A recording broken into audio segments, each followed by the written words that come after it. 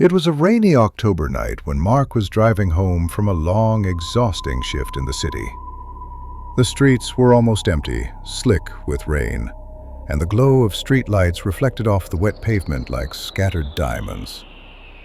Each turn of the wheels echoed in the quiet night, and the sound of the rain tapping against the windshield seemed unnaturally loud. He was almost home when he saw her. A young woman standing by the side of the road, drenched, thumb out, asking for a ride. She looked no older than 20, wearing a pale blue dress, clinging tightly to a small leather bag and shivering violently. Her eyes were wide and haunted, filled with fear, and something about her made Mark slow down instinctively, rolling down the window. "Are you okay?"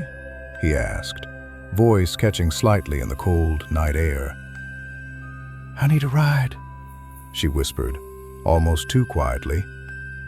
"Please. My car broke down further up the road."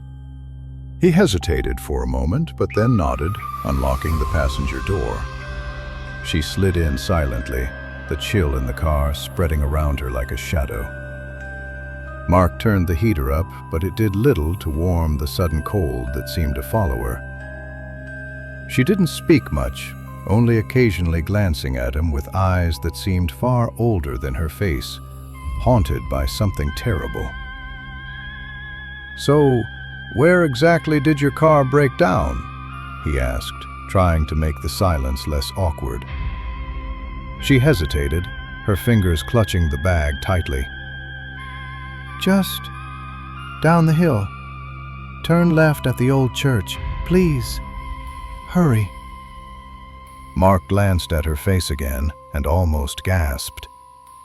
There were faint scratches along her arms, red and raw, like she had been clawing at something, struggling. He swallowed hard and focused on the road ahead, the rain blurring the streetlights into long, trembling streaks. The drive felt longer than it should have, each second dragging, the tension in the car almost suffocating. Every time he looked at her, he felt a chill creep up his spine, as though she were not just cold, but carrying some dark weight with her. Finally, he saw the old church looming through the rain and mist. "Here we are," he said, slowing down. "Is this where you—" He turned to speak to her, but the seat was empty. The door was still locked, the seatbelt still fastened. Panic rose in his chest.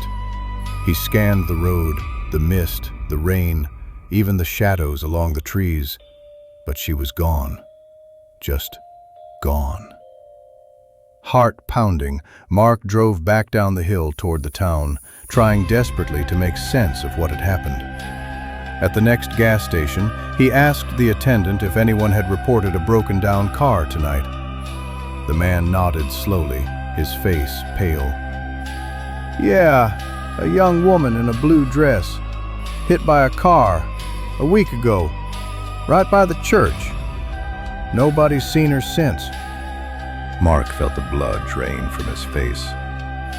The realization hit him like ice. He had driven her past the exact spot where she had died. A ghostly hitchhiker reliving her final moments, trapped between this world and the next, unable to move on. Since that night, Mark never drives alone on empty, rainy roads. Sometimes, when the streets are deserted and the rain falls just right, he swears he sees her figure in the distance, standing by the side of the road, pale and silent, her thumb outstretched, asking for a ride she can never take, forever trapped in a loop of that fateful night.